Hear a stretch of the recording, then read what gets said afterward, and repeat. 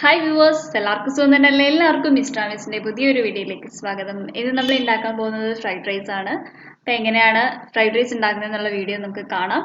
അതിന് മുമ്പായി നമ്മുടെ ചാനൽ സബ്സ്ക്രൈബ് ചെയ്യാത്ത വ്യൂവേഴ്സ് നമ്മുടെ ചാനൽ സബ്സ്ക്രൈബ് ചെയ്യുക, ഒപ്പം അടുത്തുള്ള ബെല്ലൈക്കൺ കൂടി എനേബിൾ ചെയ്യുക. വീഡിയോസിൻ്റെ നോട്ടിഫിക്കേഷൻ എല്ലാം നിങ്ങൾക്ക് കിട്ടുന്നതായിരിക്കും. അപ്പം നമുക്ക് ഫ്രൈഡ് റൈസ് ഉണ്ടാക്കാൻ വേണ്ടിയിട്ട് അങ്ങ് സ്റ്റാർട്ട് ചെയ്യാം. ആദ്യമായിട്ട് ഞാൻ ഫ്രൈഡ് റൈസിന് വേണ്ടിയുള്ള നമ്മുടെ അരി കഴുകിയിട്ട് കുതിർത്ത് വെച്ചിട്ടുണ്ടായിരുന്നു. അരമണിക്കൂർ കുതിർത്ത് വെച്ചിട്ടുണ്ട്. എന്നിട്ട് അതിനെ ഡ്രെയിൻ ചെയ്തെടുത്തതാണ്. ഇനി നമ്മൾക്ക് ഒരു പാൻ ഏതിലാണോ നമ്മൾ വെക്കുന്നത് അതെടുത്തിട്ട് അതിൻ്റെ അകത്തോട്ട് നമുക്ക് കുറച്ച് നെയ്യ് ഒഴിച്ചു കൊടുക്കാം. നെയ്യും വെളിച്ചെണ്ണയും കൂടെ മിക്സ് ചെയ്തിട്ട് വേണമെങ്കിലും ഒഴിച്ചു കൊടുക്കാം. അപ്പം നമ്മൾ നെയ്യ് ഒഴിച്ചു കൊടുത്തു കഴിഞ്ഞിട്ട് ഇതിൻ്റെ അകത്തോട്ട് കുറച്ച് ഏലക്ക, പട്ട, ഗ്രാമ്പൂ, പിന്നെ കുരുമുളകിൻ്റെ മണി, ജാതിപത്രം ഇത്രയൊക്കെ ഇട്ട് കൊടുത്തിട്ട് അതിനെ നെയ്യിലിട്ടൊന്ന് മൂപ്പിച്ചെടുക്കാം. അതിനുശേഷം നമ്മൾ അരി ഇട്ട് കൊടുക്കുക. ഞാനിവിടെ 1.5 ഗ്ലാസ് അരിയാണ് എടുത്ത് വെച്ചിരിക്കുന്നത്. ആ അരി ഇട്ട് കൊടുക്കാം.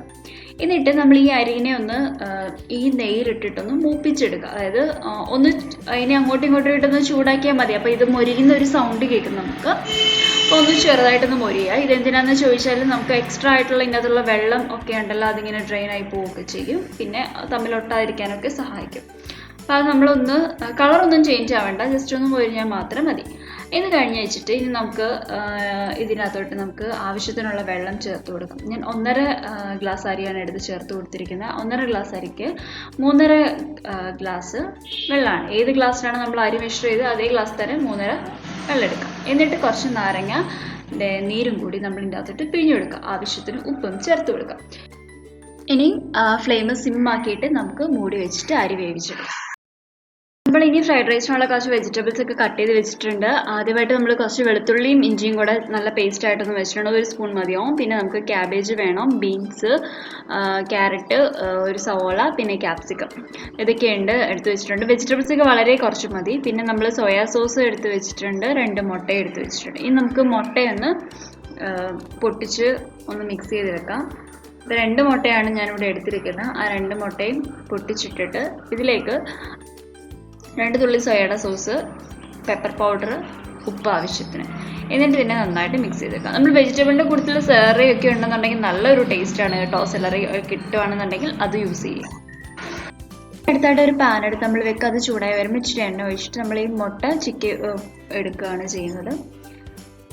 മുട്ട ചിക്കി എടുത്ത് കഴിഞ്ഞതിന് ശേഷം ഇതേ പാനിൽ തന്നെ നമ്മൾ കോരിയെടുത്ത് മാറ്റിയതിന് ശേഷം ഇതേ പാനിൽ തന്നെ കുറച്ച് എണ്ണ ഇട്ട് നമ്മൾ കാഷ്യും മുന്തിരിങ്ങയും കൂടെ ഇട്ടൊന്ന് വറുത്തെടുക്കുന്നുണ്ട്. ഇനിയും ഇത് മാറ്റി കഴിഞ്ഞാൽ തന്നെ ഈ എണ്ണയിൽ തന്നെ നമുക്ക് കുറച്ച് ഉള്ളിയും കൂടി ഒന്ന് ഫ്രൈ ചെയ്തെടുക്കണം. ഇപ്പോൾ കുറച്ച് സവാളയും കൂടി നമുക്കൊന്ന് ഫ്രൈ ചെയ്തെടുത്ത് മാറ്റാം.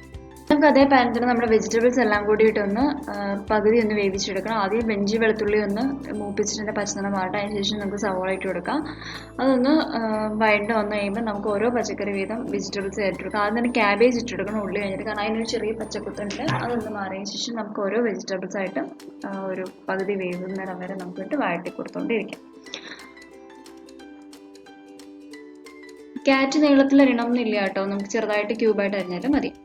ഇനി ഇതിന് ശേഷം കുറച്ച് ഉപ്പും കൂടെ ഇട്ട് കൊടുത്തിട്ട് വെജിറ്റബിൾ എല്ലാം കൂടി ഒന്ന് വഴറ്റി എടുക്കുകയാണ് നമ്മൾ ചെയ്യുന്നത്. ഒരു ലേശം കുരുമുളക് പൊടിയും കൂടെ നമുക്ക് വെജിറ്റബിൾ ഇട്ട് കൊടുക്കാം. പെപ്പർ പൗഡർ ഉണ്ടെങ്കിൽ അതായിരിക്കും ഏറ്റവും നല്ലത്.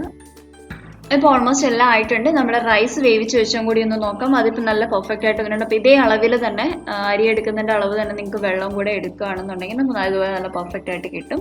പിന്നെ നേരത്തെ തലേദിവസം നമ്മൾ ഇതുപോലെ റൈസ് വേവിച്ച് ഫ്രിഡ്ജിൽ വെച്ചിട്ട് പിറ്റേ ദിവസം എടുക്കുകയാണെങ്കിൽ നമുക്ക് എളുപ്പമുണ്ട്. കാരണം ചൂടോട് കൂടി നമ്മൾ വെജിറ്റബിൾ മിക്സ് ചെയ്യേണ്ട, അരി ഒന്ന് തണുത്തതിന് ശേഷം. അപ്പോൾ നമ്മൾ ഇനി ഇതിൻ്റെ അകത്തോട്ട് ഫ്രൈ ചെയ്ത് വെച്ച ഉള്ളിയും വെജിറ്റബിൾസും പിന്നെ കുറച്ച് നെയ്യ് വേണമെങ്കിൽ നമുക്ക് ആഡ് ചെയ്ത് കൊടുക്കാം ഇതിൻ്റെ കൂട്ടത്തിൽ. പിന്നെ 1-2 ഡ്രോപ്പ് സോയാൻ്റെ സോസും ആഡ് ചെയ്ത് കൊടുക്കാം. നിങ്ങൾക്ക് വൈറ്റ് പേപ്പർ ആണെന്നുണ്ടെങ്കിൽ ഇപ്പം ചേർത്താലും മതിയാവും കേട്ടോ. എന്നിട്ട് ഒന്ന് മിക്സ് ചെയ്തെടുക്കാം. അപ്പോൾ നമുക്ക് നല്ല സ്വാദിഷ്ടമായ ഫ്രൈഡ് റൈസ് റെഡി ആയിട്ടുണ്ട്. വളരെ സിമ്പിളാണ് ഉണ്ടാക്കാനായിട്ട്. അപ്പം എല്ലാവരും ഇത് ട്രൈ ചെയ്ത് നോക്കണം. എല്ലാവർക്കും ഇഷ്ടപ്പെട്ടെന്ന് വിചാരിക്കുന്നു. അപ്പോൾ പുതിയൊരു റെസിപ്പി ആയിട്ട് നമുക്ക് കാണാം. അതുവരേക്കും ബൈ ആൻഡ് ടേക്ക് കെയർ.